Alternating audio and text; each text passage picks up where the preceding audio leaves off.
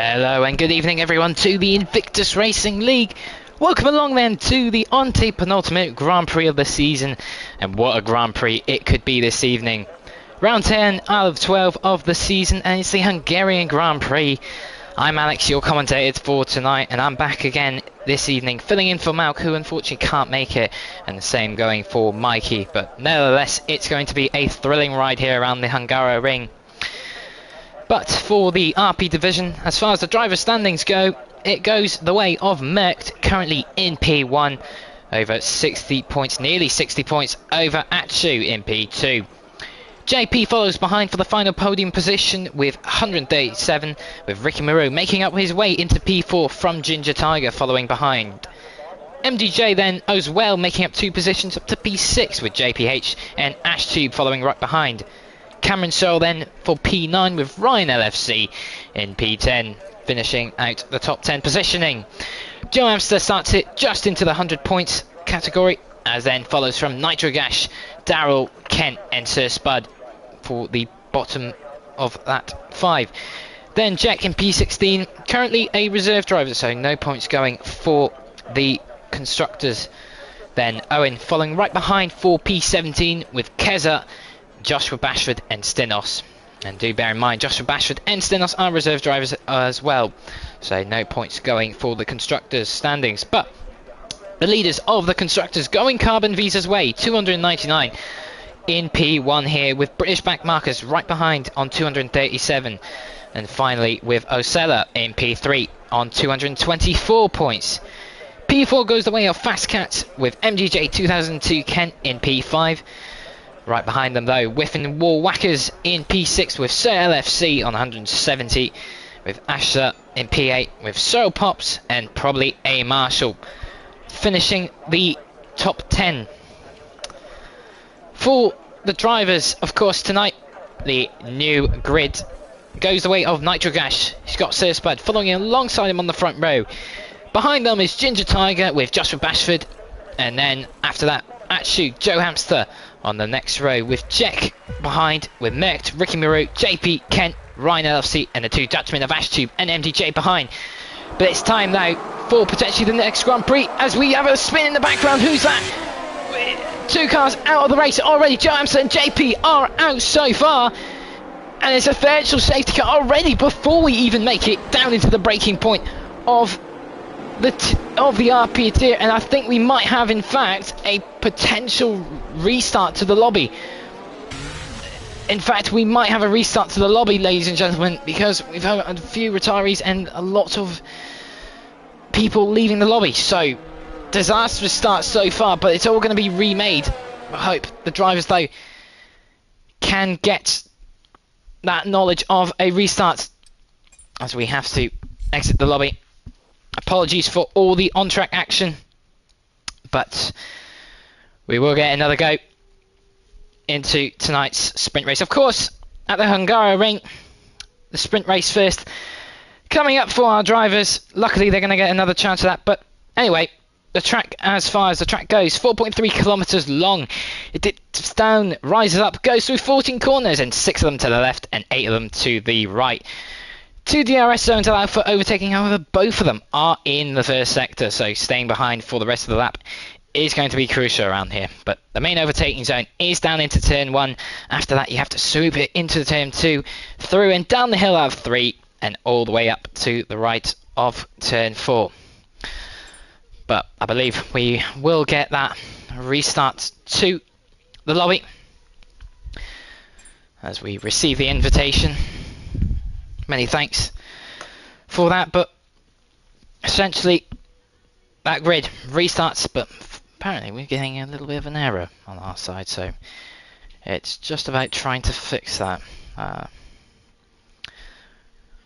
Do bear with me, ladies and gentlemen, as we just try to rearrange things, of course.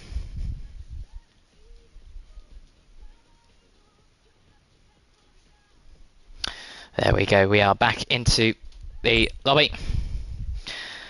But as I was saying, tough track to overtake apart from into turn 1. Very, very optimistic chances through there. Through into the turn 2, 3 of course, and all the way up the hill into turn 4. They keep track limits though quite on an eye out around here. Of course, fast corners very easy to allow you to go offline and over that white line crucially.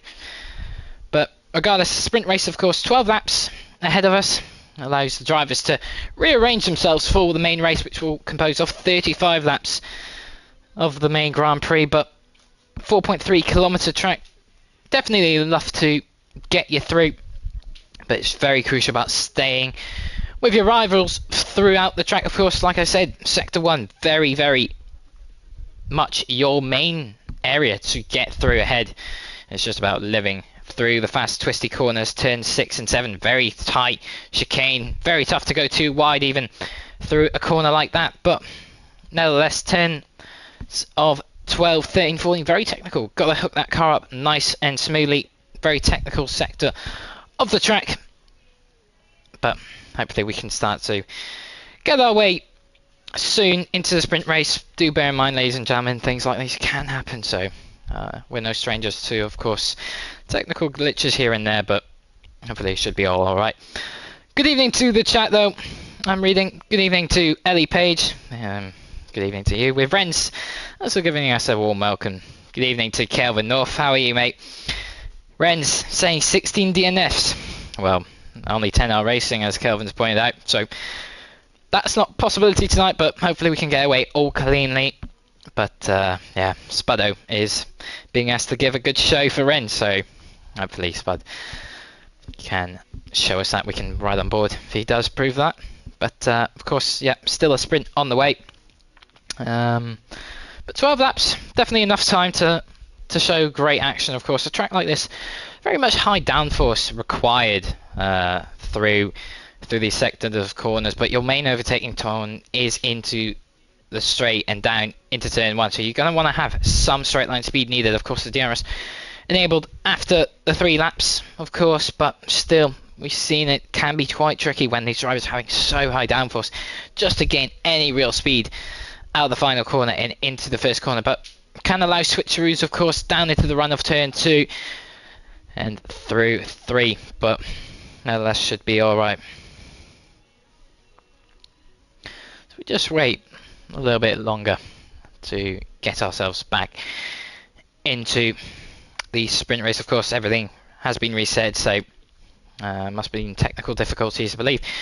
Reasoning for that was some issues with potential DSQ or DNF, as we saw 2 drivers immediately out on just even before the start. Of course, formation lap is switched off here, just to make it as a fair system, of course, having many glitches with that. So unfortunately there's not much we can do on our side from the game, but as I did say, round 10 of 12, very close to finishing our session with this game. Of course, F1 24 fast approaching, so we can't wait to welcome you into the new season and into the new game, of course. But we still got some rounds to finish off here at Invictus Racing League, so make sure to stick around with us for the next 2 weeks of action.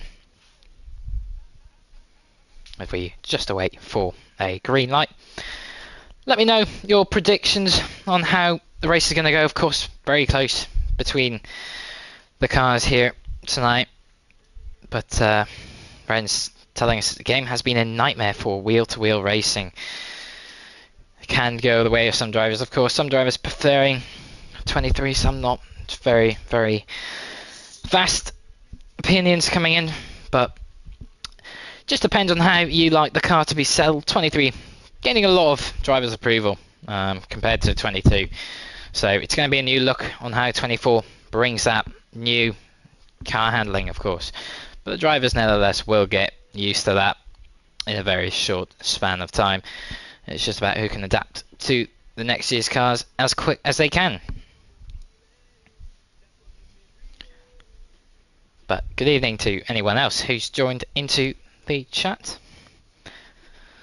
We'll just take a little break as we await the confirmation.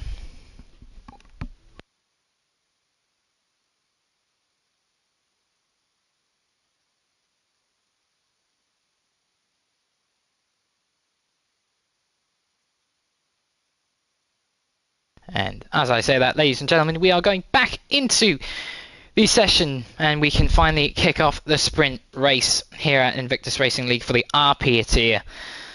And we can start things off. If you did miss, of course, we had our man of Sir Spud alongside into the first corner, alongside Nitro Gash for the front row, with Ginger Tiger behind Joshua Bashford.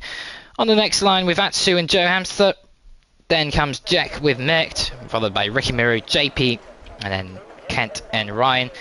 Then the final row going to AshTube and MDJ, the two Dutchmen on the back row. So keep an eye out for those two. Of course, they have showed brilliant pace over the weekend. Of course, last night, if you did manage to catch it, into the tier 1, showing brilliant pace from here out on.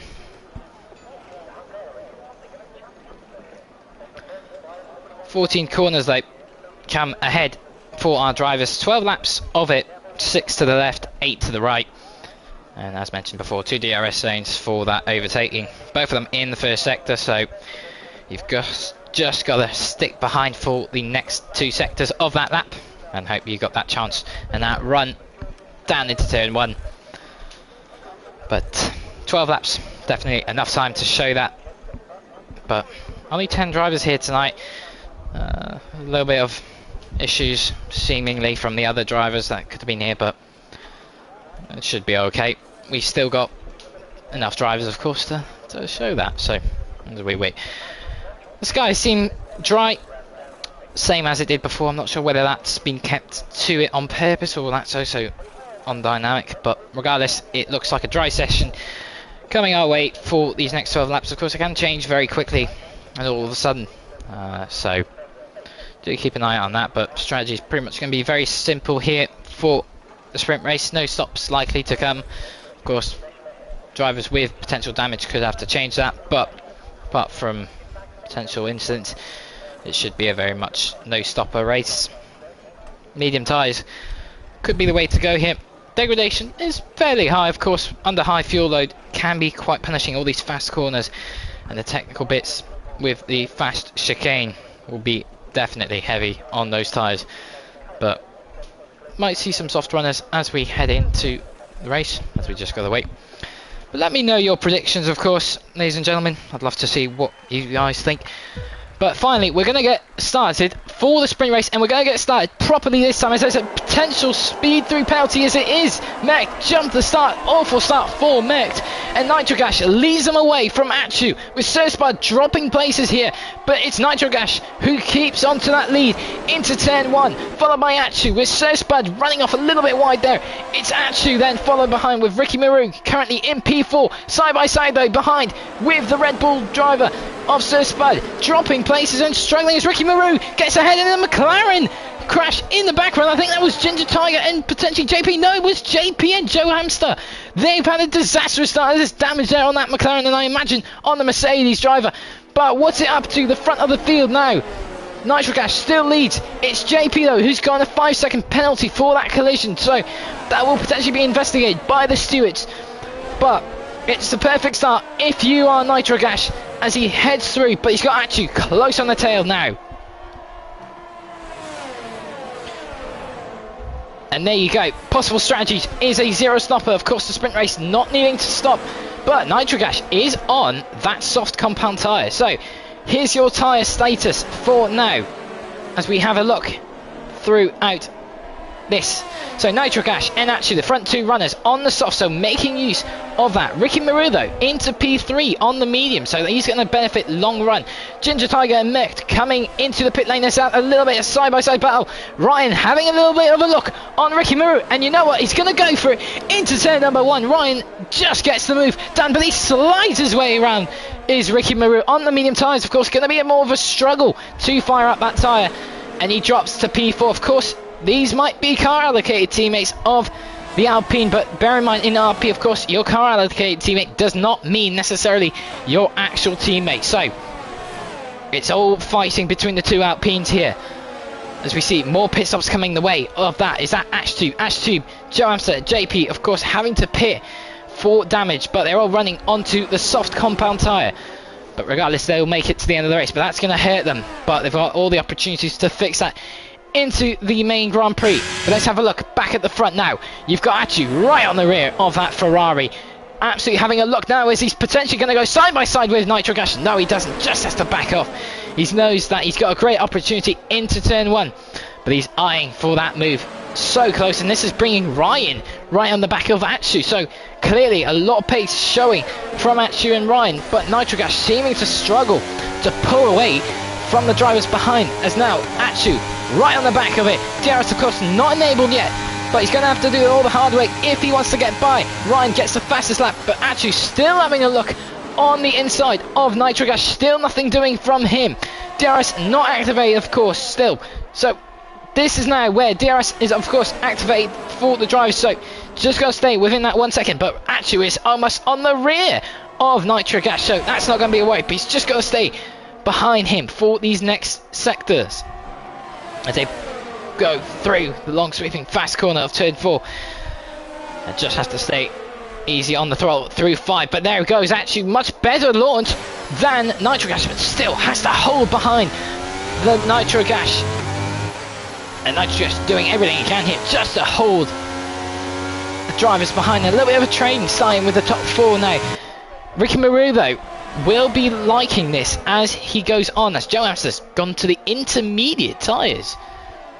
So whether that's deliberate, that's very odd, but he thinks that not bother to waste a set of compound for the main race, so he's going for the intermediates. But Nitrogash still holding on, Atsu right behind. This is Atsu's best chance now. DRS will be enabled now as the rear wing opens up, but so does the drivers behind. Atsu trying to get the slipstream, trying to get that DRS, and he's got into the lead of the sprint race. It's now Atsu from Nitrogash, from Ryan, as Atsu just gets a bit of a rear slide. But what about Ryan? Does Ryan have enough to send it into turn number 2? Not enough as he tries to go around the outside, but not much grip more coming for the Alpine, as he just has to sit back.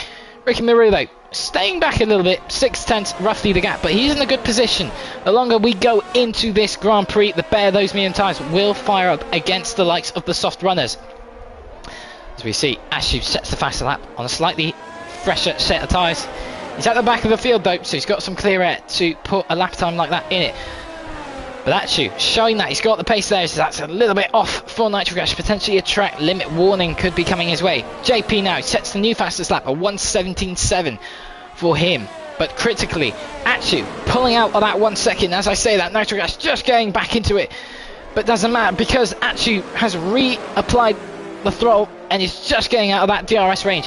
That's going to put Nitrogash vulnerable down into turn 1 because he's got Ryan close behind him in that DRS zone, as there the flap opens up for the Alpine as he crawls his way gap by gap, just still not enough into turn 1 to make that move happen for him. But does he have it enough grip coming his way out of turn 1? He's going to go around the outside and have a look here through onto Nitrogash. Does he have the grip to do it? It was clean, it was clinical, it was beautiful from Ryan LFC to get through into second place, and he takes that proudly from Nitrogash. New order now stands as Atsu, Ryan LFC from Nitrogash with Ricky Maru right behind, Sir Spud P5 with Malc P6, followed by Ginger Tiger, Atsu, JP and Joe Amster right behind.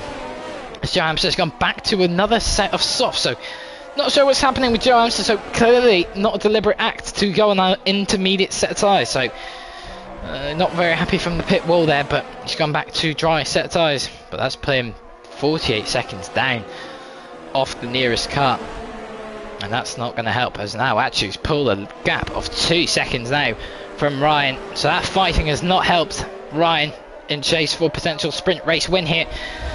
He's still got time to close that up as he bit by bit closes that up, but Nitrogash still kept within that DRS range, so that's going to make life a little bit harder for Ricky Maru to try and get by, as the DRS train of course very very possible around a track like Hungary. But Ricky Maru just too far back to make any sort of lunge. He's down into P4. Of course the main race coming our way, so no need to risk anything too much here. He's just going to have to bite his time, of course, on the medium compound tyres, so going to take slightly longer to gain more speed than the softs. Just got to wait for those soft compound tyres to start to degrade a little bit as Nitrogash close to the white line there. We saw him go off a little bit, whether that marked as a infringement for track limits, we're not too sure, but he's got to be keeping that careful to the track now. But Ryan LFC not really pulling away from Nitrogash. Nitrogash still staying within that 1 second, which obviously allows that to happen as Ricky Meru has a little bit of a tank slapper there behind as you see him go quite wide off and onto the curb. You don't want to be putting that car anywhere near that. But Nitrogash still critically in that 1 second, keeping him from losing out to P4 from Ricky Meru. So DRS will be enabled onto that Ferrari down into turn 1. In fact, is actually closer to Ryan this time round, so maybe potentially a move coming his way, but he's going to burn that ERS, it seems like, because he's getting a lot more speed than he did last time round, but just has to sit back. But he's definitely closer to Ryan LFC. He's in an Alpine sandwich here, of course, but he's just got to try and make his way through if he's got more pace than Ryan, because he does have Ricky Meru fast approaching. New fastest lap though goes for Joe Hamster, 1:17.5 for him. He's sitting unfortunately in P10, but at least he's running, so he can score points if he makes his way up a little bit, but very, very tough job for him. But you can see there, Ricky Meru now on the rear of that Ferrari, so it's a little bit of a trio fight here happening. Ryan not pulling away too much, keeping Nitrogash in it, but Ricky Meru as well, really on the rear of that car. This is the part though where you'll see the drivers start to break that gap a little bit as the downforce levels start to hit and the dirty air really sets your car offline, and it's tricky to follow. But it's just about surviving and staying as close as you possibly can through these next section of corners. It's just a little bit of a wait until you can apply the throttle into turn 14 and into turn number 1. But again, Ryan LFC just ahead. A little bit further out from him is Nitrogash as he goes off the track there. That's going to be a track limit warning, as that's going to allow Ricky Meru to pounce on that move. He's got the DRS, but so does Nitrogash, so it's a drag race to the first corner as they go side by side now into turn number 1. Who's got the better exit speed? It's a struggle for Ricky Meru to just apply that pressure, but it's so close there, wheel to wheel into turn number 2. Ricky Meru's going to try something around the outside here. Does he have enough grip? Does he have enough speed to get him through? Yes, he does. Ricky Meru makes his way up into 3rd place, gets his elbows out a bit there, and he makes his way onto the podium finishing positions of the sprint race. And that's now 2 Alpines into the podium as we see a change is that with Ashtube and with Ginger Tiger. Ashtube just gets ahead of Ginger Tiger. I believe that must have been with DRS, and there you can see the DRS enabled on Ashtube's car. So the DRS helping him through there.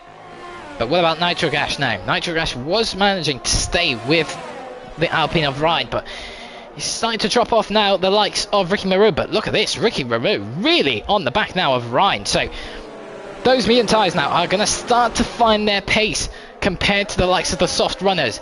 And now, is this going to be the stage where Ryan's going to struggle a little bit more against the likes of Ricky Meru? He's much closer, he's nearly 2/10 into that, and he's got the rear wing open, and that should be an easy sail for Ricky Meru into turn number 1, and that's P2 taken from Ryan. It's now has to just genuinely apply the throttle, and he's clear and ahead of any threat. But now, interesting, the gap 3.9 seconds out to Atsu. Now could start to bit by bit bring that gap down on those medium tyres. The medium tyres aren't going to start to prefer this stage at this point, as now Nitrogash has gotten a 3-second time penalty for track limits. You see, ooh, Ryan just sliding his way out of the corner, but we have seen Nitrogash go off a few corners here, so track limits of course hurting him out here, but you're going to have to try and fix that for the main Grand Prix. But as I was saying, Ricky Meru now bringing that gap down to 3.8 seconds, so you can clearly see that these mediums now are into its range and into its optimum strategy, or optimum pace as you might say, as he's bringing that gap down again to 3.7. So here's the challenge now. Ricky Meru, does he have enough to bring it to Atsu? As Atsu's going to start lap 10 of 12, so not long left in this Grand Prix. So if Ricky Meru's going to answer to anything, it's going to be now. But I'm sure he's just happy to get himself into P2, of course. But regardless, what's happening behind is Nitrogash just within DRS. No, he's quite off. Should be clear though of Sir Spud. So 15 seconds down from Nitrogash, so there shouldn't be any risk of that. He does have a 3-second time penalty though, does Nitrogash. But I'm sure he's just going to want to bring this home to the end of the race. What about behind though? Micht, our closest on track battle potentially. Micht just 7/10 shy of Sir Spud though. Sir Spud on the mediums compared to Micht on the soft. So Micht should have a little bit more pace, but it depends if, like we've seen with Ricky Maru, starting now to show that the mediums are faster, but Micht clearly the faster driver at this point compared to Sir Spud. So gap bringing it down now, but as well Ricky Maru's actually eating into Achu's time. 3.1 now is the gap, and it is dropping. So does Ricky Maru have anything more at the table to try and bring to Achu, put some pressure on him? But as we say that, Achu's just trying to bring things back up to 3.1, so it is fluctuating, but nevertheless Ricky Maru is starting to shoot into the time. But what about Meg now, bringing that gap into the 5/10 now? But Sir Spud still getting better outright traction now on those medium tyres at this point of the race. It's lap 11 of 12. As we see Meg just trying to get his way through, but still not close enough, just approaching 3/10. Is that a yellow flag? Is that the... who's that? That's a Mercedes. Is that Joe Hamster, I believe? It must be, but we see it anyway. Micht going around the inside of the Red Bull of Sir Spud. Does he have the move done? It's still side by side between them, but Micht just gets through and Sir Spud has to back off. Micht making his way into P5 from Sir Spud. And Micht into P5, the top 5, so that's going to be a good and better starting position for him in the main race. But we saw a yellow flag appear from a few moments ago as they were going side by side. I believe that must have been Joe Amster if he was spun round. It can't be Achu, because Achu is clear into the lead of the race. But now Achu begins the final lap of the Sprint Grand Prix. Gaps 3 seconds, so just managing it through for the final lap. Nothing needs to be doing from Achu, just has to keep it under control. It should be all good for him. The closest still on track battle currently between Sir Spud and Micht, but as I say that, Sir Spud just dropping a bit now off Micht. Micht showing more pace than the Red Bull of Sir Spud, but it's gone Achu's way so far. He's managed to make the overtakes where he needed to, manage to get through the Alpine, and it looks like he's going to be on course for victory of the sprint race. Started P5 of course, but he's managed to keep it clean and composed, and he's now got a couple of corners coming up his way, and to put him starting the race in P1. But this man right behind in the background, Ricky Maru, also had some work to do, make his way through the grid. Ricky Maru started 9th though. He's no doubt going to be very happy with this result, as Joe Amster unfortunately just gets a penalty on the final lap of the race. So it's not gone Joe Amster's way, has it? We saw him with the contact, but nevertheless it goes Achu's way though, that's for sure. Achu wins the sprint race in Hungary. Ricky Maru though follows right behind with Ryan LFC. And in the background, Nitrogash, he fought for so long to keep that win in sight, but just struggled unfortunately with outright traction, and we could see the track limits hurting him dearly. But he shouldn't be in any danger as Micht comes across the line to take the P5 position, as we see then Spud finishing it off for P6 with, I believe that must be Joe Amsters in P10 following behind. Achu though comes home for P7 with Ginger Tiger coming home for P8. The two McLarens suffering dearly, and JP final man to cross the line. Joe Amster already crossed that line for being lapped, but it's only P10 for Joe. But he's still got time of course. 35 laps though coming our way for the race, but Ryan LFC, no doubt as well, gets driver of the day for that, starting in P12, so brilliant result, making his way through the grid. So your sprint classification goes Atsu P1 with Ricky Maru coming home for P2, with Ryan LFC finishing off the podium position. Nitro Gash P4 with Merckx right behind, with Sir Spud in the Red Bull for P6. Ashtube, Ginger Tiger and JP P7, 8, 9, and Joe Amster following P10. Of course, we did see the bottom 4 drivers all having to come into the pits for some pit stops, so potentially, of course, we did see Joe Amster and I believe the likes of JP having that incident early on in the first lap, so could be, of course, Stewart inquiries coming here and there. But now is the main race we're all wanting to see. Of course, it's the main Grand Prix, 35 laps ahead, and oh, it looks quite grey, in fact. So maybe some changes coming our way this evening for the main race. 35 laps, so weather can change, of course, in that span, but it's looking quite dark. So definitely going to be on the radar for these drivers here tonight on what their strategy is, or if there is potentially even rain on the way. But at the moment it is dry condition, but we'll see if we can get maybe some insights from the drivers if they are in the chat, and have a little look on what the strategy is. Otherwise we'll be going into this completely blinded, but not gonna lie, it won't be a totally bad thing. At least it'll put something to think about as we go later into the Grand Prix. Just checking into the comments today. We have, luckily, Spud saying it was dry race. Thank you for that. And as well, for the main race, the weather forecast is cloudy, so no mentioning of rain, so just could be an overcast session in the Grand Prix. But of course, that can change as the race goes on, so do keep that in mind. Ren saying Joe and JP are a married couple here in Hungary. It did seem like that way. Unfortunately, though, they must not be happy after that result. It depends who was at fault there. We only saw the aftermath of that contact.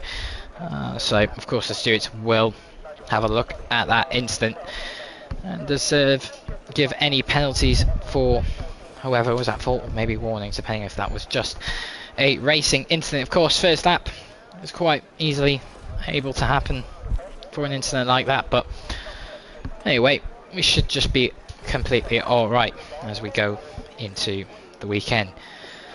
The racing order, though, will be Atsu alongside Ricky Maru, of course, with Ryan LFC following behind with Nitrogash on that second row. Third row goes for Merckx and Sir Spud, with Atsu and Ginger Tiger following behind. And then the final row, JP with Joe Amster. So they've had a little bit of a tangle in that sprint, so hopefully they can keep it clean into this main Grand Prix.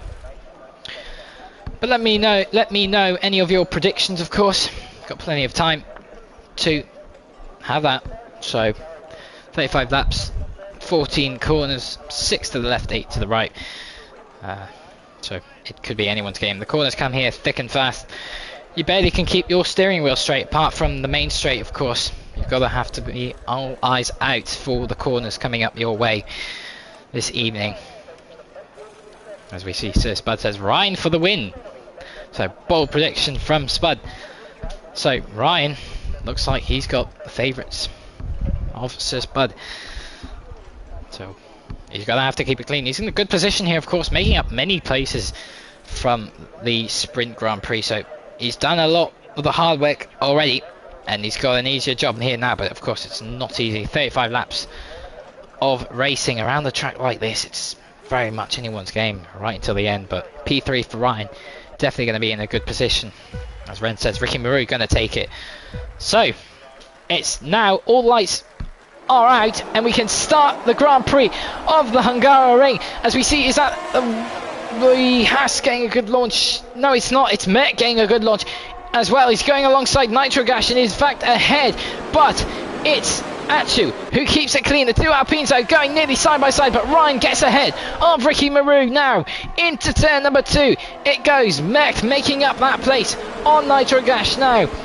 As we get to see, it's the Ryan going a little bit squirrely out of that turn 3. But now, up the hill they go, into turn number 4, as we see the possible race strategies.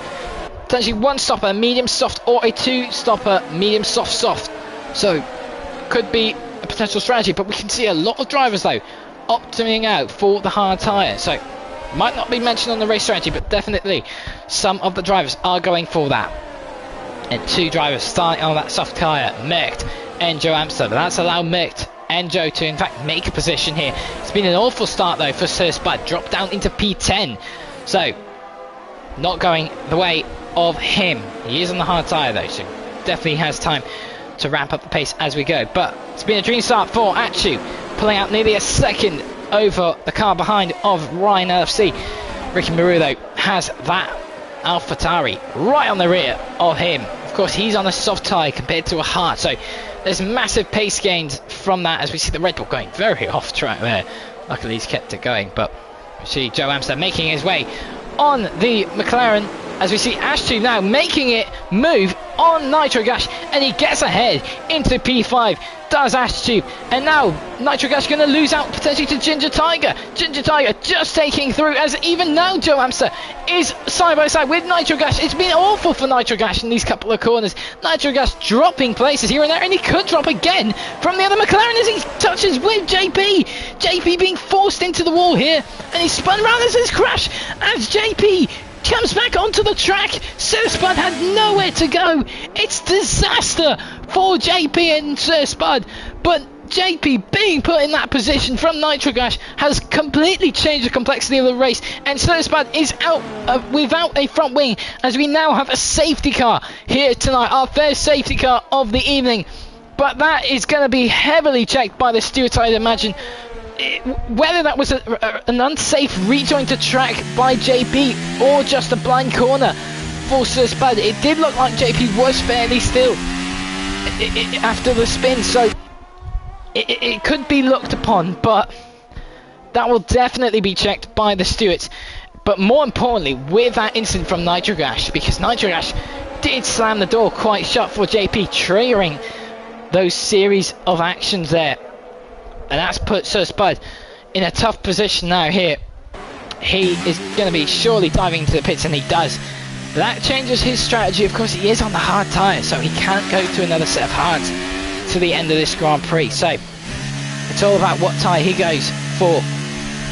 We'll have a look, but I'm sure the Red Bull pit crew will be quite quick with this one. Of course, the front wing does need to come off, though. It'll take a little bit of time, and it is a set of mediums for Sir Spud. So, Spud obviously making another pit stop later on the Grand Prix, as these mediums will not be able to go for the remainder of the Grand Prix here tonight. But your order as far as it goes on lap 3 safety car, it's Atsu who's in P1 with Ryan LFC for P2 with Ricky Maru following him behind. Merck then for P4 with Ashtube in P5, Ginger Tiger P6 with Joe Amster P7, Nitro Gash P8 with Sir Spud in P9, and our last driver. And we only have one DNF as far. Fortunately though, we've lost JP, so it's going to be 9 drivers now to the end of this race. Hopefully we don't lose any more, but actually though, in a good position though here. He's just going to have to restart this. He's been good so far with the lead. He's managed to keep it controlled, but we just have to wait for Sir Spud and for the debris to be clear. But Renz saying JP had no business being there, but Nitro maybe should have not have swiped across. What happened later is evident. I am entertained.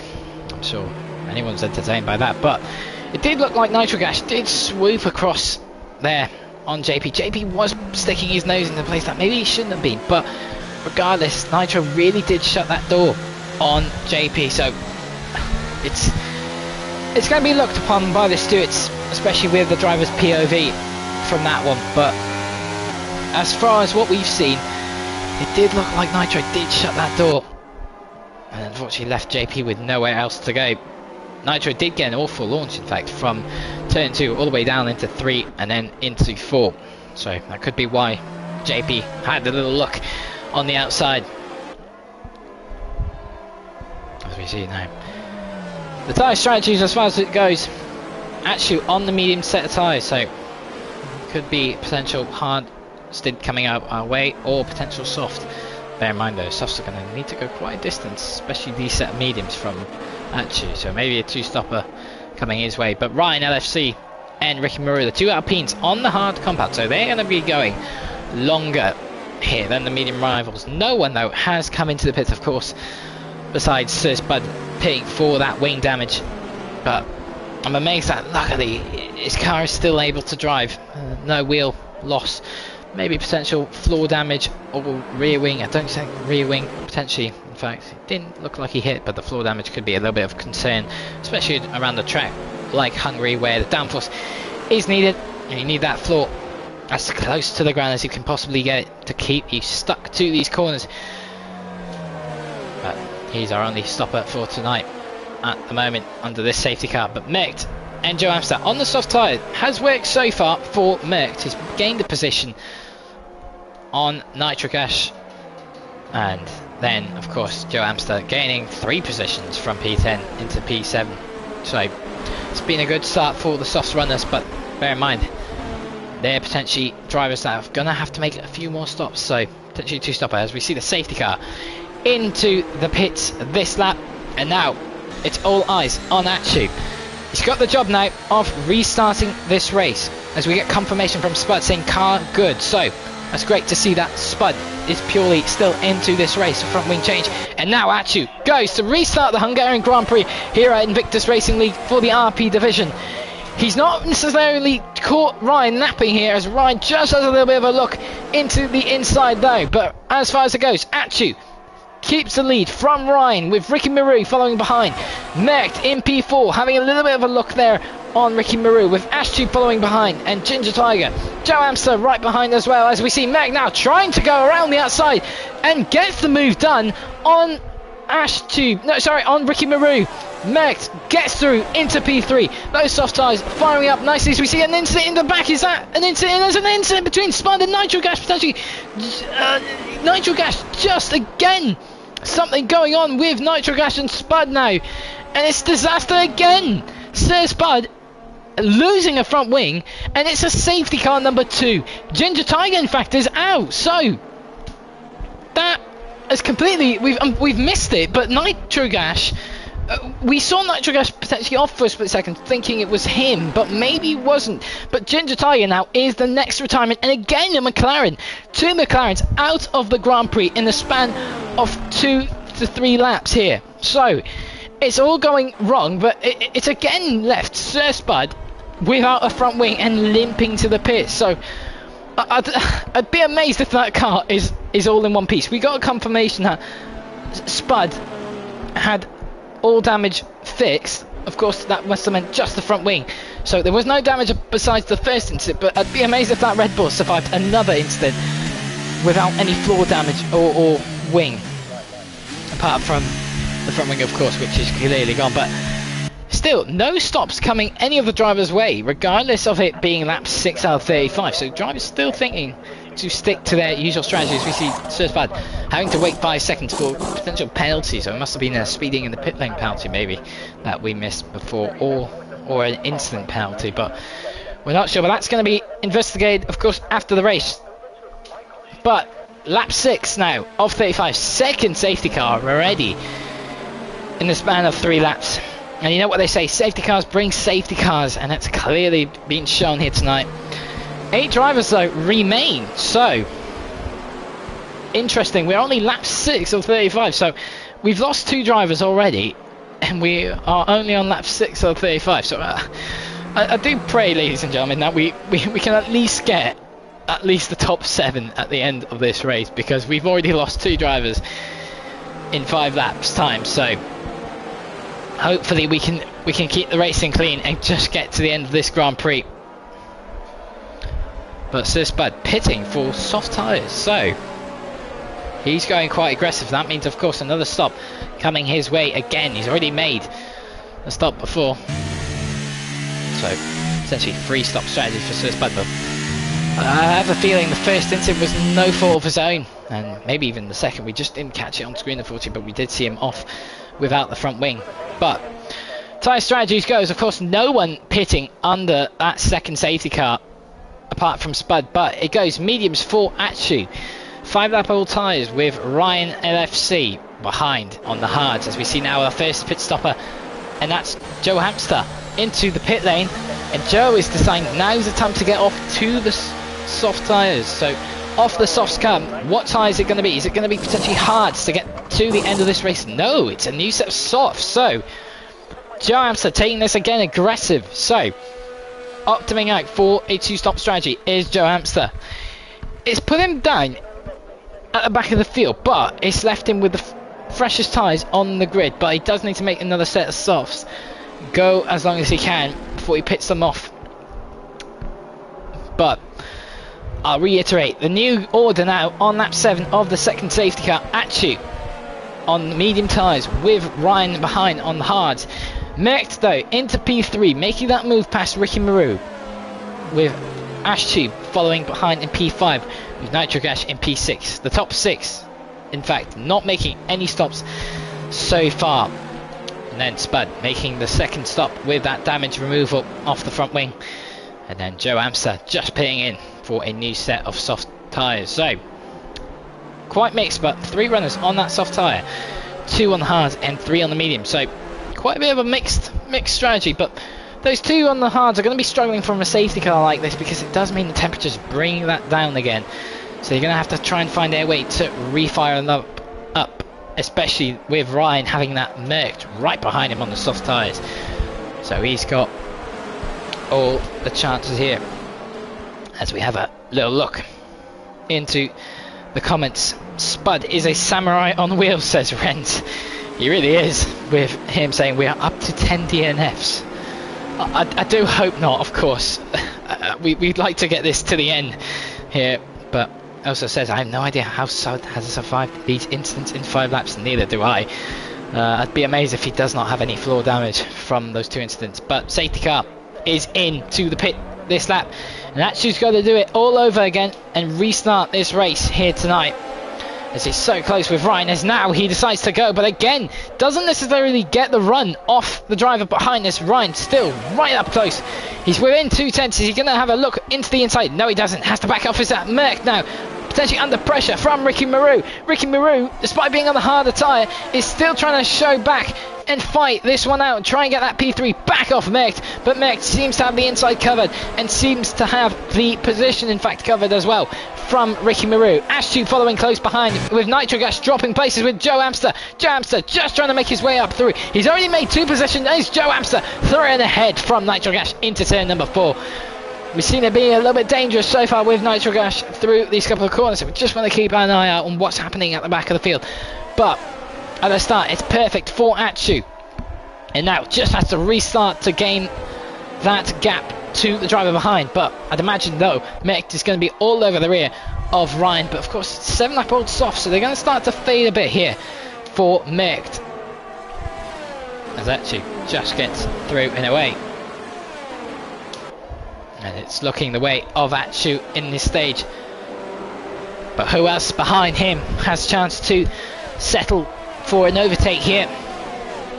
So we see potentially is that Joe Hamster right on the rear of Atsu now. In fact, that 119.8 goes the way of Atsu. But is there any other moves coming our way? Is that Joe Hamster trying to have a look into the inside, but just has to bail out off Ashtube? But he might have a better run on Ashtube now. They're side by side, the 2 drivers side by side into turn number 2. Who's going to fight this one through? Ashtube not leaving this go the way of Joe Hamster. Joe Hamster though still going to fight despite being on the faster side, but Joe Hamster has to settle potentially for the move, because Ashube's just come through that corner beautifully through and gets back ahead of Joe Hamster. Brilliant stuff from Ashtube there. Absolutely getting his elbows out to try and take that one back, but you know what, Joe Hamster's going to fight this one through again and try and take back the P5, and he does so into the tight corners of turn 6 and 7. You don't want to go too wide into a corner like that. Ashtube just has to settle for P6, but brilliant racing happening on here. But you know what, Joe Hamster is not done yet. He's right on the back of Ricky Maru, does through here, but Merckx as well, very close as well. Merckx though might be on soft sides as well, but he's on 8 lap old, so they're going to be struggling more and more as we go on to the end of this stint. But Joe Hamster there all over the back of that Alpine, as he nearly making contact on the rear As just has to slot in behind as he nearly lost the rear there, squibbling off there, goes offline but manages to save the car there. Close call for Joe Amster, staying so close to him there, but is that Merc now trying to have a look down the inside on Ryan? He does have a look, he does take the position, and he is through in the head of the Alpine driver of Ryan, and Ryan might have to sell this through here now, and Ryan just has to stay behind of Merc now, as Merc goes a little bit wide, but that's okay for him for now. As we have a look now, further back behind Joe Amster, still right on the back of the Alpine, despite that little loss in rear grip out of the final corner. He's going to want to make amends for that and try and get himself back in ahead. As we see again, you could see the rear getting uncomfortable for Joe Amster. So he's clearly struggling a little bit with the soft tyres on the rear. So maybe just a setup that's not liking with the rear grip. Because actually just making back the time to him. So Joe Amster still's got the charging Haas behind him to think about, but he's more focused at the moment on the driver's ahead as he's still right behind Ricky Maru though on the hard tyre, so he's gonna have to struggle a little bit here. Might just give way in fact to Joe Amster, not fight this one. Of course it might be ruining your race just to fight with it, knowing that Joe Amster does have the faster and fresher tyres, but we know Ricky Maru, he's no stranger to fighting it through, but Joe Amster doesn't have enough to send it on Ricky Maru. As we actually, in fact, is that Ricky Maru going wide? In fact, it was. Gets a poor exit. Joe Amster's going to have a look on the inside, but just has to back out. So close to sending it through, but just has to back out. But he might get a better launch through here. Down into turn 3, he does get the better launch. Is it enough though to go side by side? Just not enough. Ricky Maru should stay ahead, and it does stay ahead off Joe Amster. But Joe Amster is eager to get through this Alpine because he's got the pace, he's got the grip, but it's just not enough for him to get through and ahead. Of course, DRS train now starting to become a thing as the DRS is enabled after 2 laps of racing from the safety car, but it's still Ashu in front. 1.5 is the gap between himself and Merc. Ryan and Ricky Maru though close together on track as well, but this still allowed in fact Ashu to get right on the back of Joe Amster from that little bit of a fight from him and Ricky Maru. But Ricky Maru now starting to really pressurise Ryan, and Ryan as well just staying in within DRS range of Merc, so that's going to be helping Ryan, but it's the last thing that Ricky Maru needs. In fact, as we see Ryan gets an awful slide out of the final corner, that's going to compromise his exit and his run into turn 1, and it's going to be a potential loss in pace through here, but Ryan's going to try and fight it back off from Ricky Maru. Ricky Maru goes side by side, and in fact Joe Amster might get involved in this one, but Joe Amster just has a sail back as Joe Amster has a massive snap on the rear, and I don't know how he did not touch that wall, but Ricky Maru is through from Ryan, but Joe Amster so nearly went into that wall, and he's somehow unscathed from that, and he keeps his P5 actually right on the rear, but somehow Joe Amster has kept that car out of the wall, and I don't know how he's done that, but so close to ending it all for the likes of Joe Amster, but he's back in it and he's okay. So it's that 12 out of 35. It's all happening here. It feels almost like a bit of a sprint race is going on here. Well, the drivers are absolutely giving it all that they've got, and they've still got at least 20 laps ahead of us to go, so still a long way. But Merc now starting to struggle on the likes of Ricky Maru. So Ricky Maru really showing the pace now. 11 old tyres though, as we see a move made by Ashtube on Joe Amster. So as Joe Amster again lost a bit of the rear of that car. That rear of Joe Amster is seeming to be so unstable and unplanted. This could be compromising Joe Amster here because he's been struggling on that rear so much, but you know what, he's going to have still more grip than Ashtube at this stage. He's going to go down the inside, should potentially get the move done cleanly, and he does get it through. Ashtube's going to try and fight this one as much as he can, but might have to settle for this for now. He knows of course Joe Amster does have to pit again, but so does Ashtube in fact, so he's going to try and stick with that Mercedes as long as he possibly can. As we go through track limits though are going to start to play a part into this Grand Prix. Of course, the more these tyres degrade, they're going to of course struggle to turn in and keep the car fully within the white lines. But actually just going to try and keep Joe Amster in his reach. This has brought Nitrogash though closer into this little fight here. But still, regardless, he's still into P7. But we're seeing as well Ricky Miru really getting on the back of Merkt now here. Of course, Merkt is on 12 lap old tyres. They're both on 12 lap old tyres. But the softs at this stage are going to be suffering so much more from the hards or the mediums. But he's doing a pretty good job, Merkt here. He's still keeping within 2 seconds of reach of Atsu despite being on those soft tyres, and does have the charging Alpine right behind him in DRS range. But he's just got to try and keep it going as long as he can, does Merkt. But the question is, when does he decide to pull the trigger and come into the pits? Lap 14 though, Atsu out in front, 1.8 now in fact is the gap from himself to Merkt. Ricky Miru though right behind him with Ryan in P4. He's got a little bit of a fight now going on with Joe Hamster in P5, with Atsu still as well within DRS range of that Mercedes. And then Nitrogash and Susped are final runners there, as we see a little bit of a was that Ryan having a little bit of a poor exit out of turn 5, allowing Joe to just get very close to the Alpine, as we see a little bit of power slide coming the way of Ryan through the tight and twisty corners. Got to try and stay as much as you can within range, of course, but still not enough from Joe Hamster. Ren saying he's not at full even. Vibranium chassis, it must be a vibranium chassis the way it's gone for Spud. Also thank you very much for the comment, Rent. I do my best. As we now have the Mercedes charging down into the inside of Ryan LFC. Is this time now for Joe Hamster to get through ahead of Ryan?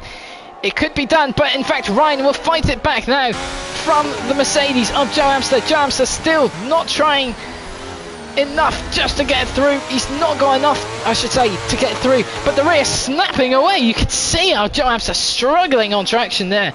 So he's just struggling to get through that rear of that Mercedes. He's not looking happy of Joe Hamster, just struggling there, as we see the first time penalty of this evening of this race goes to Nitrogas. 3 seconds will be added to his race time, so that's going to hurt. But now, as we go longer and longer through these stints, just got to try and keep the car within track limits, of course. But Joe Hamster looking to start to drop back now from Ryan. So that rear, that Mercedes, and again there, you can see the little wobble from Joe Hamster, the input, trying to keep that car going straight, is struggling to keep that car going straight on the power. But he's just going to have to try and live it. But there you can see, starts to close up. So the front of that car looking happy, rear not so much off the Mercedes. If you have a little bit of a rear look there, looks a little bit better this time round. He's got DRS, so we see our first stop of the main runners goes to Mick. The question is, what tyre does he go to? As we see now, Joe Hamster have a look into the inside of turn 1. Does he have enough grip? We know he's struggling with the rear a little bit, but it's still not enough to get him through on the Alpine of Ryan, and he just has to sell again behind him through the lap as he gets so close into turn number 2. But this is allowing Ashton to join this little party a little bit. He's kept within DRS range of Joe Hamster for the past few laps, but just keeping it as close as he can, as we see the penalty goes to Ricky Maru. 3 second time penalty for Ricky Maru, so that's going to be crucial, and that's going to hurt massively throughout the end of this race. So Ricky Maru now with Nitrocash having a 3 second time penalty. We saw though, as Joe Hamster was having a look into turn 1, Merkt coming in to the pits, and he's gone for the medium tyres. So he's done 16 laps on the soft, so he very much can do 20 laps on the medium. So he's planning to go to the end of this Grand Prix. But he's got a long way to, he's got to find his way through. But of course the other 7 drivers surely having to come into the pits, so could phase out quite well as an undercut to the likes of Atsu. But Joe Hamster, we're watching on board with, just struggling to get through the likes of Ryan. But you can see he's dropped back quite a bit through here. So is this now the soft tyres starting to struggle compared to the hards? 10 lap old softs compared to 16 lap old hards, as we see Joe Hamster's gone off the track, as Joe Hamster losing the rear and nearly crashing into Ashtube. It's a yellow flag, and somehow that front wing is still in one piece. But I thought maybe we'd have a potential DNF there from Joe Amster, but Joe Amster cannot keep that rear controlled. It is seeming like it's an absolute monster of a car through the power. I'm stunned we haven't gotten any debris or any damage, at least for the likes of that front wing of Joe Amster, because that looked like a little bit of a hefty whack to the wall. But so far it's all okay for Joe Amster, so hopefully the damage is minimal. He can start to push on, but I'm sure that he's going to have to come into the pits and get rid of these softs. As you see again, more power sliding coming in his way for Joe Amster. Absolutely struggling on the power. As Ren says, that Mercedes of Joe is a rally car. It truly is. It looks better as a rally car than an actual Formula 1 race car. As we see finally Joe Amster coming into the pits and still struggling to keep that car straight onto the track, and into the pits comes Joe Amster. Now, what tyre goes on? I'd imagine potentially the mediums ready for him.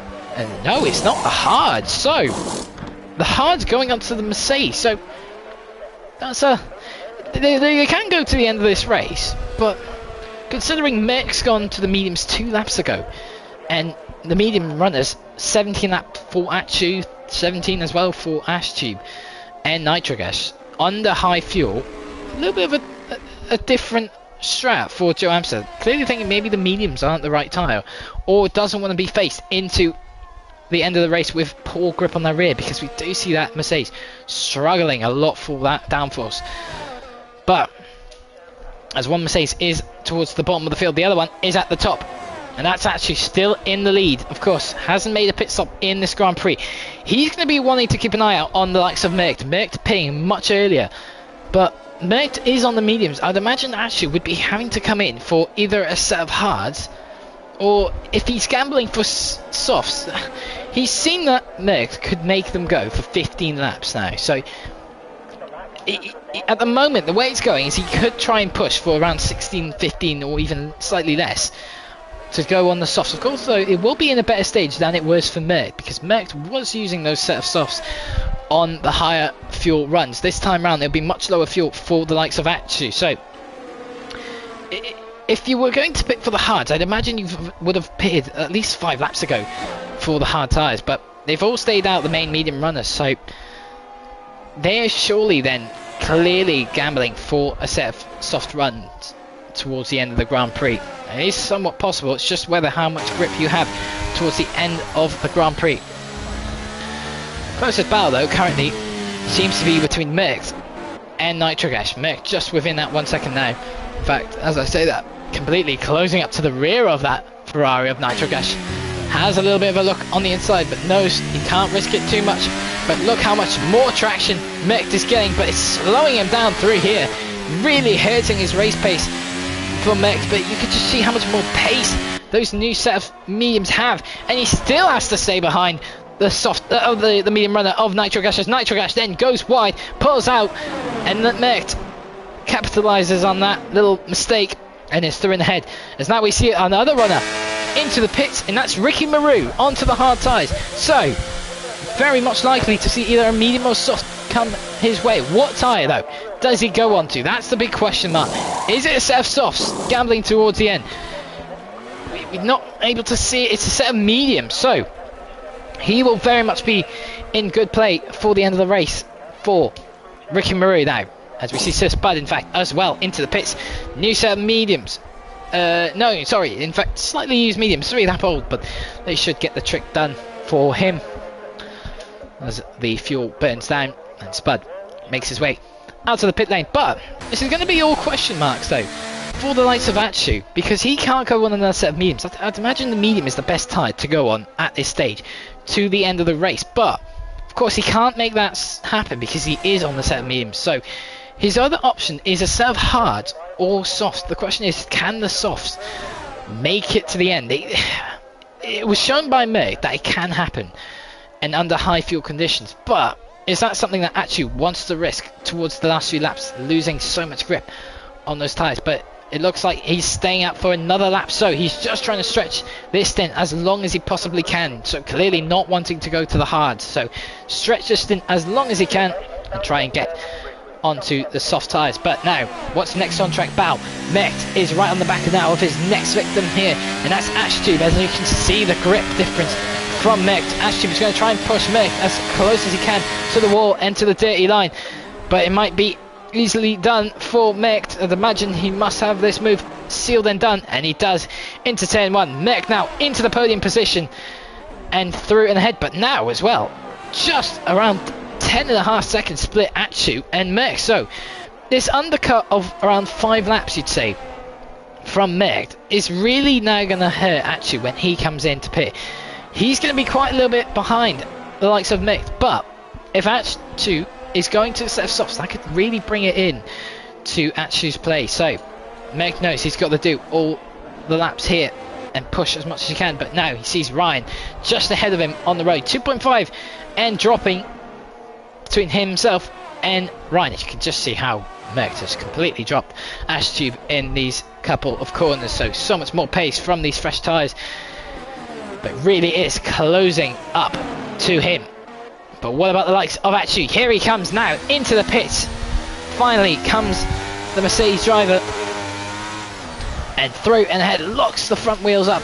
No risk though of speeding. And what's the tyres? It looks like softs ready there. I believe it is, and you can see the red stripe, and it is soft. So Atsu going for the fast strategy at the end of this race. He can make it, surely, considering Merck did 15 laps but under high fuel. So Atsu very much able to go to the end. It's just how much grip he will have for the last few laps, but nevertheless he's going to be flying on these next couple of laps. He's into a nice span of fresh air, a few seconds to Ricky Maru and a few seconds back with Joe Amster. So Atsu has got a good fresh air to start to bang in the laps and make his way back up the order. Still waiting though, stops coming in for the likes of Ryan LFC and Ashtube along with Nitro Gash. They all haven't pitted the top 4. Question is, where do they feed back onto the track? But it's going to be very quick for Merck to get through Ryan, I'd imagine. As you can see, he's right on the rear of that Alpine. You can just see how much more speed he can carry. Does Merck? The Merck's going to go side by side, and he's going to take the lead of the Grand Prix on lap 23, lap 22 of 35. And now Merck into the lead, and he's going to start lap 23 of 35 into the first place position. You see in the background was that potentially Ricky Maru right on the back of Nitro Gash, but Merck is through ahead. As we see Ricky Maru just having a little look on Nitro. Nitro comes in to the pits, so no move on track done from Ricky Maru. But here we go. It's still all to play for. Ryan though having to pit yet still, maybe gambling for a potential late safety car, maybe still trying to go as long as he can on these hard tyres. So we'll have a look at what happens for him. But Merck out in front now, putting in the gap. The gap though currently for Ricky Maru, in fact as well for Joe Hamster and Atsu, currently around 10.7 seconds with 13. Joe Hamster obviously going to the end of this race, but Atsu on the softs, 10.5 is the gap from himself to Nick. So I'd imagine he's going to try and bring that down lap by lap on these soft tyres, but he's got to do it quick, as Nick really trying to just settle this one now to the end of the Grand Prix. As now, what does Ryan do? Do we see Ryan into pits? Yes, we do. Ryan into the pit stop now. So surely a set of softs waiting for him. As pit limiter on. Then just have to wait until you get into the pit box. There it goes. Those old hard tyres and the new softs go onto Ryan's car. And it should be a much nicer experience for him to the end of this Grand Prix. What about Ashtube though and Sus Bud? How far back are they? They're a little bit far back, so Ryan is put into fresh air and he's in a nice visible gap for him. Now all stoppers have been done, and should be it to the end of the race, of course, unless the likes of a safety car. As we see JP just leaving the session, so that's not a on-track retirement or anything, it's just JP, of course, did retire on lap 3 out of 5, I believe, after contact with Nitro Gash and Sir Spud. But it is how it is. But in fact, actually really bringing out that gap down now. 7.5 now is the gap between himself and Mick, so really chewing into the time. But it's one thing to catch up, it's another thing to overtake. But he does have the likes of Ricky Maru though in his way between himself and Mick, so he's got to get through a car before he can start to properly chase down Mick. There's actually sets a new fastest lap, an 18.5 for him. Not a surprise there from Matthew on much faster tyres for him. As you see now, gap dropping bit by bit, 6.8 now for him. So Atsu has got the faster and fresher tyre at this stage, and he's going to be trying to make his way as quickly as he can through Ricky Maru. He's not going to want to waste any time with him and not take any risks, of course, but he's just got to get his way through and ahead. But anyway, lap 25 out of 35, 10 laps to go when Mert starts the next lap. Mert, though, is your leader at this stage of the race. He's currently 5 seconds clear of Ricky Maru on newer tyres, but Ricky Maru does have that track limit penalty of 3 seconds, so he should be clear from him. But Atsu then follows right behind, close to Ricky Maru in P3 with Joe Amster for P4, Ryan LFC P5 with Ash2 P6 with Sir Spud and Nitro Gash filling out the final positions. Only 8 runners remaining. Unfortunately, we lost 2 towards the start. JP having that early on collision with Sir Spud. It wasn't really Sir Spud's fault though, just having to try and take avoiding action though. With Ginger Tiger and later on having contact, unfortunately, again with Sir Spud. We're not too sure what happened with that one, as it was towards the back of the field. But Sir Spud though managed to keep himself in this race, doing a good job at it in P7. So he's just got to keep Nitro Gash on the back rear as far away as he can, but Nitro Gash on those soft tyres, so he is on the back, very close there, as we see a potential move, in fact, from Nitro Gash. Nitro Gash, as I say that, is through and clear of Sir Spud, as we see Spud struggling there, has to back off the power just to keep that car going straight, and unfortunately can't compete with the likes of Nitro Gash on those faster tyres of the softs. But anyway, back towards the front of the field, Nitro Gash, Nitro Gash also having a penalty, it seems, but Ricky Maru and Atsu though are both gaining on there, so not just Atsu. So now the gap 4.1 for Atsu to Mert, and it is somewhat dropping, but Ricky Maru is as well pushing on. He's on faster tyres, well, slightly fresher tyres I should say, 4 laps fresher compared to Mert, but same medium, so surprising to see this much more pace advantage despite being only 4 laps fresher for Ricky Maru. But actually he's going to want to have a look down the inside, but can't make the move, but he got to if he wants any chance of fighting through. But there, Ricky Maru has a little bit of a snap there, but still is quite a bit ahead of Atsu. In fact, Atsu lost a little bit into that turn 1, so not sure what happened there, but Ricky Maru still keeps the position from Atsu as we go further on to the race. But there you can see the gap, 3 seconds now between Mert and Ricky Maru. Mert is starting to lose out a lot of time here, and I'm a bit surprised from Ricky Maru here because he's showing some brilliant pace.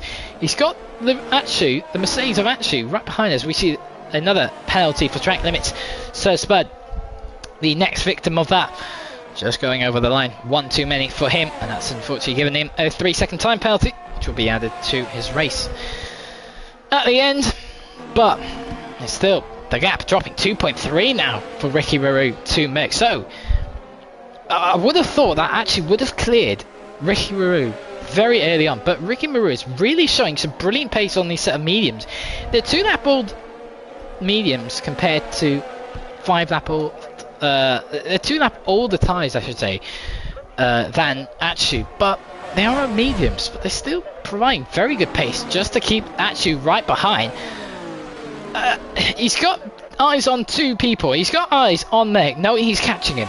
But he's also got eyes on Atsu right behind. But he does have that penalty. So it could be close here. But the rate that they're catching Meg, it looks like Ricky Roo can genuinely take that from him and build that gap of 3 seconds, because he really is charging on us. The gap now drop under the 2 seconds now into the 1.8, as now Merck's really starting to lose out here, unless there's damage or something. But it looks like the pace is just not there now from Merck. Merck was so strong on those old softs, which really were in the first stage of this race, but now he really is starting to lose out. 1.5 now is the gap compared to him and Ricky Maru.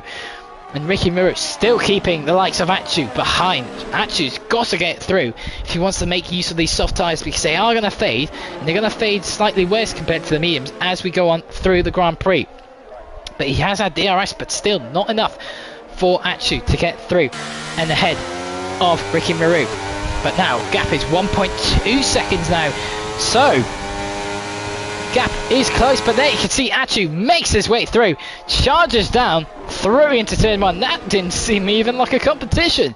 Atsu clearly was then saving some battery and deploying it into the thing. But Atsu now dropping into that 1 second, and there we go, just hovering into the 1 second now. Atsu right on the rear of Mert now. So it's all for these next 5-6 laps here between Mert and Atsu for the lead of this Grand Prix. But it looks like it's going very well for the way of Atsu. He's got to get the move done, of course. That's another thing. But he is on the faster tyre. But as we go more and more through this stint, those softs are going to start to complain a little bit more. So Atsu doesn't have all the time in the world if he wants to make this move count and stick. But don't count Ricky Maru out on this. He's still on the good medium tyre, much younger though than Merckx as well, but he does have that penalty hovering over him, so he's just got to try and live with that. 3 seconds I believe was the penalty when we last checked, and it is indeed 3 seconds. So only 3 drivers having penalties, which is good to see. Hopefully no more coming their way, but majority of drivers doing a 1-stopper. Joe Amster settling for the 2, and unfortunately Suspad having to make 3 after that collision, twice in fact, for the front wing changes. But now this is now eyes for the prize for Atsu. He's looking at that P1. He's going to try and do everything he can, as we see the input coming in from him, having to completely counter steer to keep that car going straight and giving him the maximum throttle. But the gap now just hovering the 5 to 6 tenths, and he tries to plough down into the corner of turn 3 and try and keep as close as he can. Now he's just going to have to stay with the likes of Merck through these next section of corners and hope that he has that DRS and is close enough to send it down into turn number 1. But he just has to settle back, and now the gap really close. Merck, he's got the pressure of Atsu right behind him on faster tyres, but just at this stage Merck has just got to hope that he can try and survive with these tyres and wait for those softs to start to drop in pace. But I still imagine the softs still going to last for a good few laps here on Atsu's car. It's car number 99. Charges for that P1. Now, Ricky Maru still very much within 1 second of Atsu. Fastest lap though goes the way of Ryan though, 1:18.4 on the soft tyre. So anyway, let's have a look now back at the lead of the race now. Does Ricky Maru have anything for Atsu? Does Atsu have anything for Merck? It's not enough yet for them, but still hold position, but ever so slightly. Atsu just gains and gains and gains on Merck. But we saw that with him and Ricky Maru, just kept gaining but couldn't make the move happen. So it might be a similar case here, unless he's just struggling maybe on straight line speed. He's got the speed definitely through the corners with those help of the soft tyre, but it's just not enough down into turn 1. But I keep saying but because it's never over till it's over. Anything can happen. He still has to find his way through the tight twisty section of turn 6 and 7 there. Really now on the rear of Merck. He's so close. He's much closer than he was last lap. Now starting to apply that pressure on the AlphaTauri of Merck. Merck having to do all he can here, but is it enough? Does Atsu have too much of an advantage here over Merck? He's going to try and fight as much as he can, but it's going to be tough to stop that Mercedes on the soft tyres charging through. As we see now, actually riding so much closer to Malc. He's much closer around this time round as JP has a little bit of a return to the lobby. Now, Achu is gaining, he's got the DRS, he's got the slipstream, and he's going for the lead of the race on lap 32. Does he have it done? Not yet, but Malc is going to try and fight out as much as he can and sticks to the inside and holds on for now. Malc back and still ahead into turn number 2. And Malc is not going to give this one up, of course. He's still in the lead of this race now, following from Ricky Maru. Right on the back, though. It's still a three-way fight for the win. Of course, Ricky Maru, though, going to suffer heavily from track limits. But as well, don't count any other driver in this little fight to potentially pick up another penalty. We don't know how many track limits are between Malc and Achu, but you're going to be hoping that it's on the minimum. So, don't count it out till it's over and the checkered flag waves. But it's still a tight way fight between these three drivers for the lead of this race and for potentially the win here as we're on lap 32 of 35. As we see there, Ricky Maru gets another penalty. Oh no, that's completely now discarding him out of this potential win here. He might be within 5 tenths, but he's got 6 seconds to be added on to the race. So it's unfortunately not going to go his way, but he does have a clear gap between himself and Ryan behind. So he should be safe for P3 as long as nothing changes. But Actually though, is going to have another run on Malc. Does he have enough? Malc seems to be a little bit more ahead than he was a lap ago, but will actually send it. No, he doesn't. Has to stay back now. Now Malc might be in a better position here as you see the spinning of those rear tyres lighting up on Achu, just struggling to get through of Malc. Are these soft tyres though starting to go for Achu? Does he have enough left in them to get through and head away from Malc? Because he's still very close to him, but he's just struggling a little bit with traction compared to Malc on the medium. But mediums are a 17 lap old for Malc, so they're not very fresh either. So it's still anyone's game as we head into the turn 6 and 7. Very easy to completely go too much onto the curbing. As we see in the comments, evening to Caden.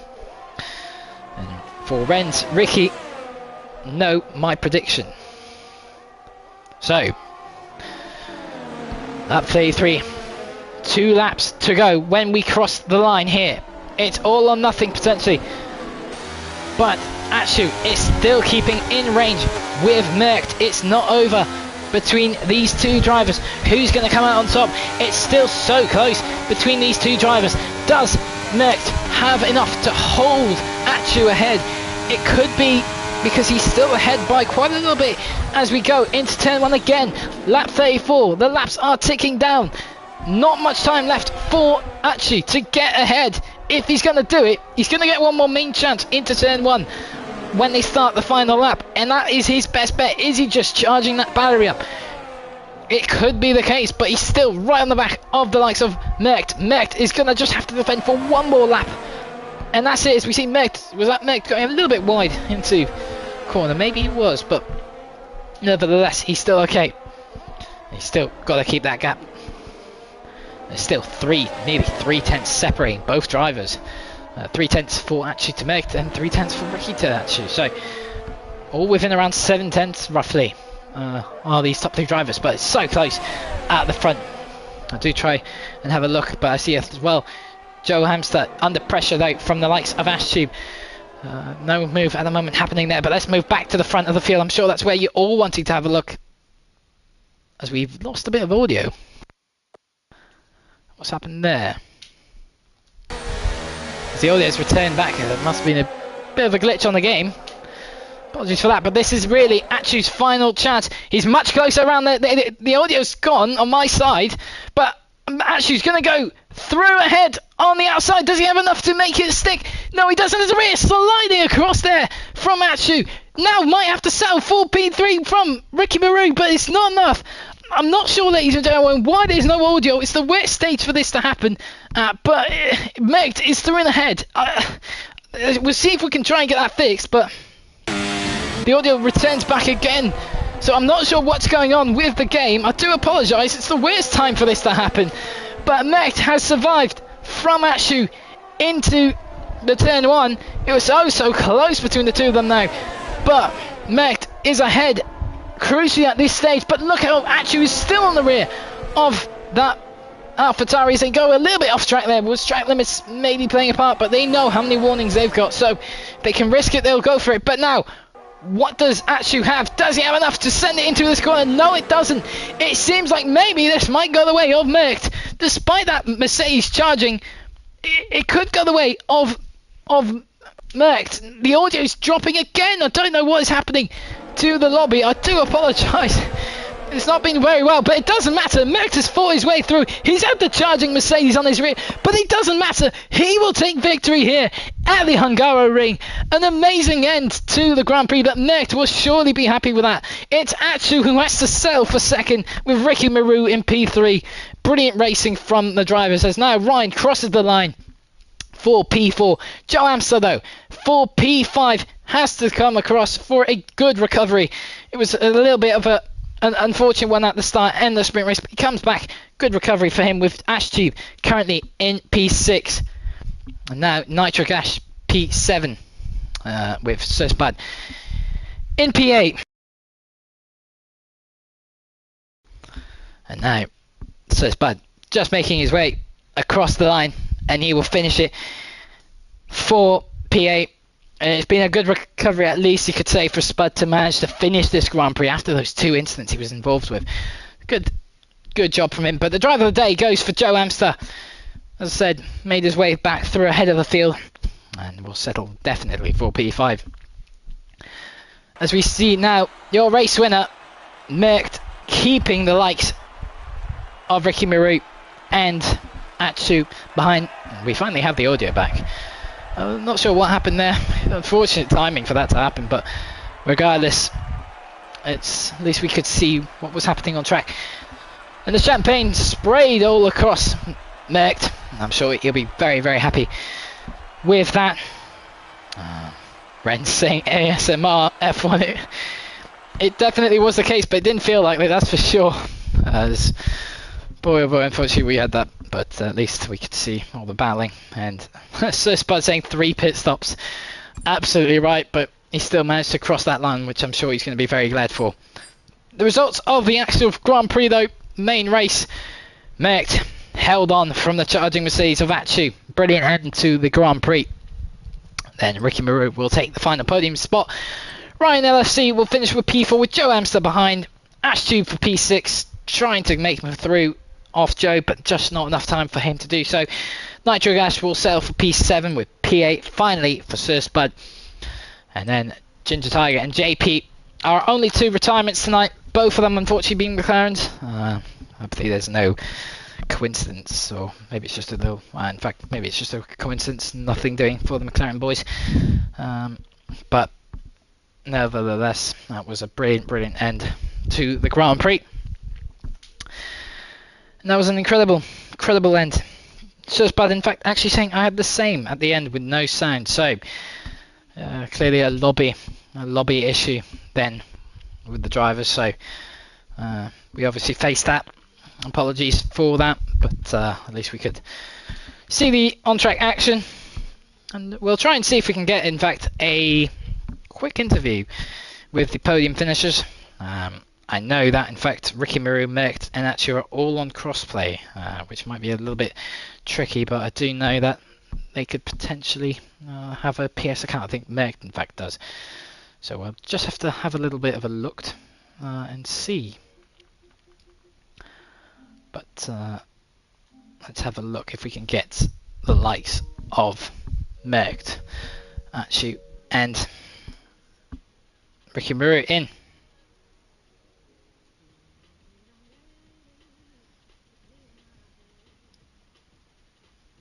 So we'll have a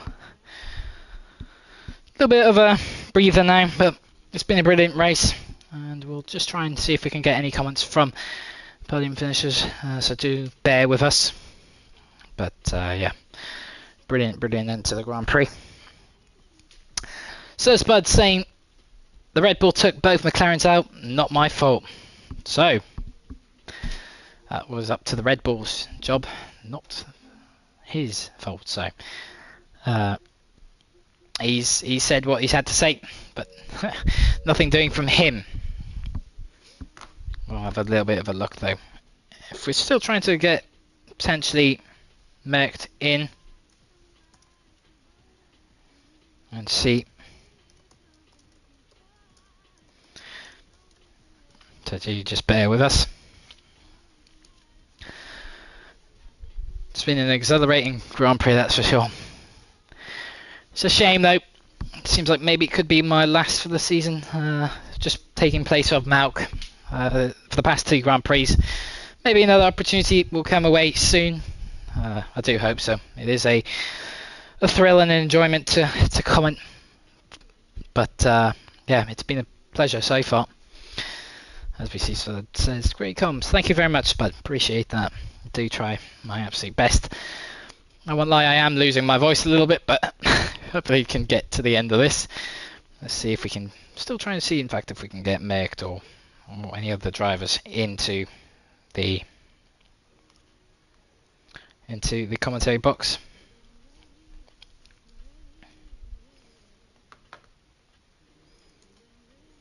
Just having a little bit of a look.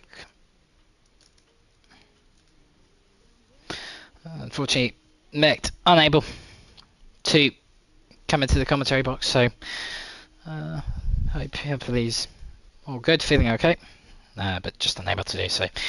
No worries from Malc. I think maybe we might not be able to get any, as we see Ricky Maru. In fact, we've managed to get Ricky Maru though. Commentary. Super race sadly had penalties. I tried to push everything to catch up to Malc for actually my teammate. Sadly, he didn't have enough to overtake him, but great race in the end. Comments from Ricky Maru. Thank you very much for that. Much appreciated. Great race though from Ricky Maru. Congratulations, of course, for P3. Still a brilliant race. Great effort from the likes of him. Thank you very much for the comment. But I think that's all we have. I don't think we can get Atsu maybe in. I don't think we can get him into the commentary box. But anyway, it was a brilliant race. I'm glad I had the chance to commentate in. Amazing, brilliant action. Congratulations, of course, to the likes of Malc. And great racing from Ricky Maru and Atsu on that fight. At the end of the Grand Prix, it's been a great pleasure. I've enjoyed it for these 2 weeks. Hopefully Malc and the likes of Mikey can return next week. Next week, of course, being Mexico. So please do stick around. Of course, we have the other tiers for Monday, Tuesday, Wednesday as well, for the tier 3, 2 and 1 at the Autodrome of Mexico. And then, of course, the final race coming up at the end of the season, the week after. But regardless, it's been a pleasure. I've appreciated it, and I hope to see you all soon. And thank you very much. It's been a pleasure. I've absolutely loved it. Thank you, ladies and gentlemen, and good night.